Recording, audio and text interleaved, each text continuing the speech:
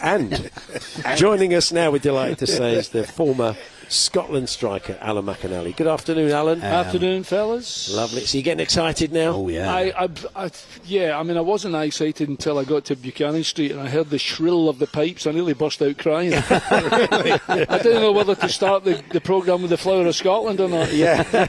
And incidentally, I've been listening to talkSPORT on the way up the road. I went and had the biggest Scottish breakfast, Charlie, in the history of Scottish breakfast. The flats at the square sausage? Or the square sausage. Oh, yeah. I mean, it was at my mum's, remember, so it was like, it was piled on double thick.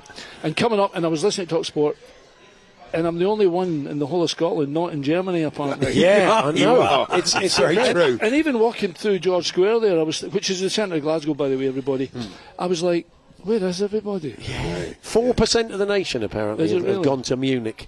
Well, we'll still get the rest. Well, if we include Brazil in that, we'll still get about 45% still in England. Yeah, listen, it's a really. I've been involved in World Cup with Scotland and stuff, and things. It gets to a point where, as a player now, the boys. So what we 2, 3 o'clock over there. The boys will maybe still be sleeping. Yeah. I would imagine I want them to get their head down.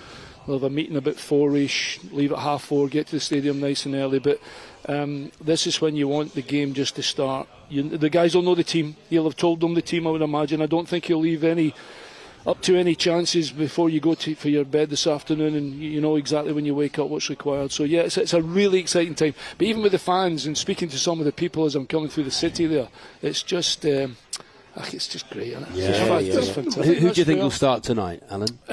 Well, he's obviously, everybody apparently trained as well. I think I was watching the TV. I think England did the same, so they'll be quite happy. But I think with Scotland, we had a couple of scares. I think the biggest scare was obviously Robertson. Yeah. But I think he's going to be absolutely fine, which is obviously important. I mean, we're not going to not play John McGinn. We're not going to not play Billy Gilmour. We're not going to not play Scott McTominay, and then you throw in, I would imagine McGregor will be a starter as well. See, the biggest problem I've got, and I heard somebody say it the other day, well, Scotland have certainly got a goal from the middle of the park, and I'm thinking, well, I hope we do. Yeah.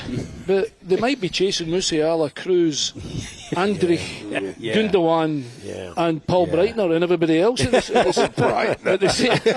you know what I mean? I mean, we're expecting the maybe goal. If they put the vets out tonight, it might make for a better game. Well, I'm thinking we might sneak a draw. But, but at the same time, I know there's a lot of pressure on the night. Maybe Adams will play. I don't know. I'm delighted Tommy Conway's in the squad, by the way. He's a very young, exciting player, albeit he's only at Bristol City. But we do have players that play more European top-end domestic football now. You know, even if you include Kennedy, etc., etc.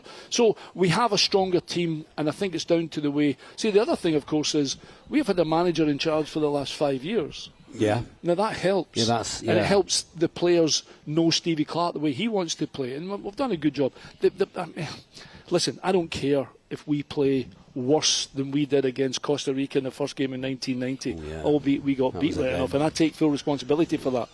But at the same time, if we play horrendously bad and get a 0-0 out today, I will be absolutely. It's got nothing to do with our performance. It's got all about to do with the result of the first game in the Euros. What about playing in Munich? I mean, is it the same stadium that you played in when you were there? No, I played in the Olympic Stadium, which is they built for the 72.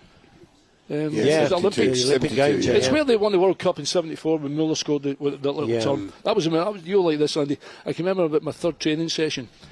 Sepp Maier did the goalies. Uli Hoeneß and Heinkes obviously did midfields, and Gerd Müller did the strikers. Wow! So there was me, Mihailovic, Manny Bender, Olaf Thon was part of us. He won the World Cup in 1990 as well. And Gerd Müller was the best finisher at the football club. What a lineup of players to work with. And I'm thinking to myself, if I tell Andy back in Glasgow, you wouldn't believe this. They'd be like, he's at it again, boasting because he signed for Bayern Munich. And I'm like, well, I can't exactly say I'm not going to go. Amazing. And it was just the memories. And the stadium was pretty fantastic. It was, I don't know, 75,000. It's interesting that you mentioned Gerd Müller. Can you, because we've been talking about strikers that you can't actually teach somebody to finish. No. Is that true or not? Yeah, absolutely true. Okay.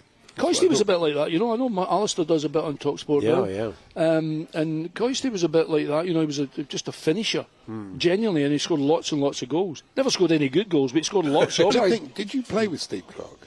With Clarkey, no. Clarkey was a bit younger. Yeah, right. A bit later, wasn't it? But I nearly signed for Chelsea, because after I had been at Bayern a year and a half, and we were in the Champions League quarter-final against PSV, Bobby Campbell was the manager of Chelsea.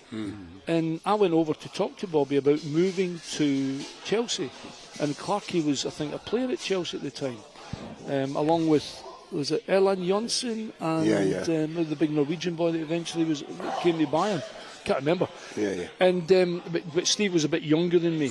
But he's, in terms of his coaching credentials now, of course he was under Jose at Chelsea and he went through the process, and now he's done such a brilliant job with this almost club atmosphere he's got with the guys, and God, hopefully with a bit of luck he can push a big something in my face and say, look, I got us to the next level. Yeah. I had my chance. We had a chance. In fact, I saw a picture. Sorry to go on, but I saw a picture of Bremner, Peter Lorimer, Joe Jordan, Danny McGrain, Kenny Dalglish, David Harvey.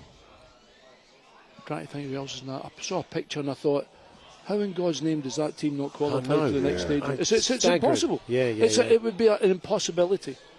Yeah. And I had a goal, we didn't do it. It's the lads' chance. It's their turn. It's their turn.